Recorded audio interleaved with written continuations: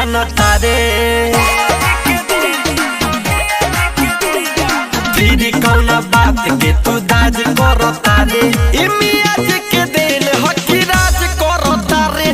मियाँ जी के दिन हकी राज करता रे मियाँ जी के दिन हकी राज करता रे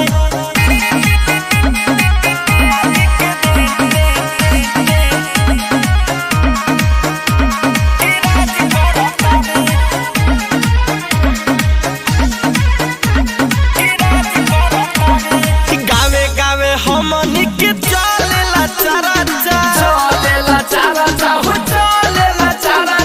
पता कले थाना में लागल बपराचा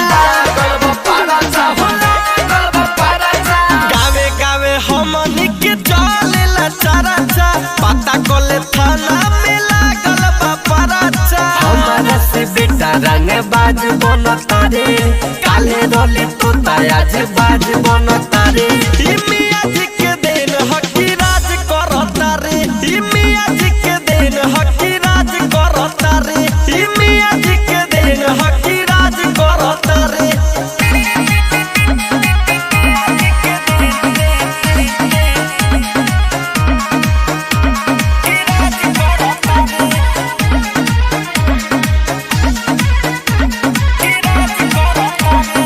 दिले रहे नरम दिमाग रहे गरम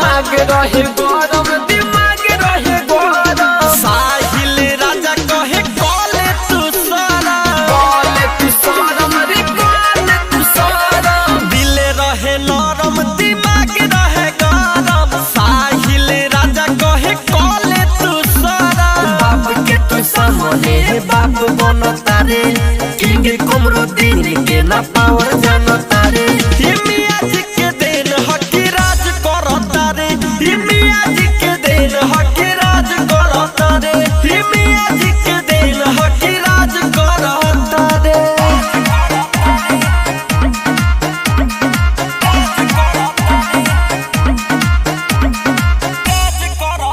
माँ डिजिटल रिकॉर्डिंग स्टूडियो हर सीधी।